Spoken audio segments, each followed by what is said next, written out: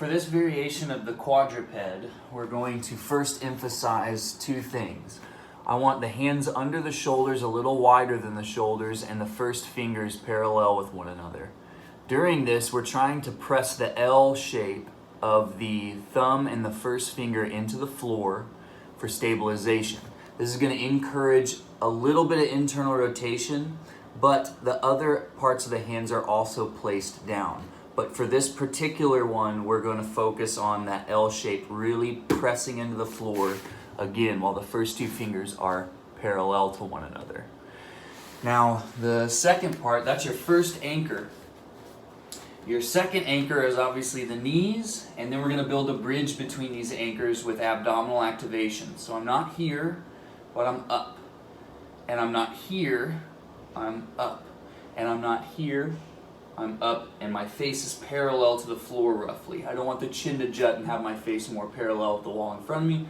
I want to scoop that chin in and elongate the crown, turtle head out of the turtle shell. And then what we're doing is pressing that L down into the floor, externally rotating the elbow pits out without the hands moving or smearing, and really emphasizing and lifting what we're going to call the cobra hood. You want to feel lat activation here and a strong shoulder complex. Potentially some shaking and trembling in the arms, but very stable in those fingers and that external rotation and really lifting that up. So again, we're here and we're making kind of a cobra hood. And then we're going to do 3 deep nasal inhales and exhales here, trembling. Keep the abdomen activated. And then we're going to obviously do our third exhale and come out. Now after the 3 inhales and exhales, we're going to do rocking. But during the rocking, from child's pose to quadruped, we're going to keep that external rotation and the anchor in the L shape of the hand. So during this, we're going to call this a tremble rock. We're going to keep this up, and we're going to take that cobra hood with us. So very, very strong. The whole body should feel it. You should especially feel the lower abdomen here. If we don't, rock it back, twist it out, and keep this here, straight elbows and externally rotated elbows. So the whole time, see if you can hold on to that cobra hood and some light trembling through 5 to 10 rocks here. And never stop breathing. Big, long nasal inhales, breathing down into the waistline.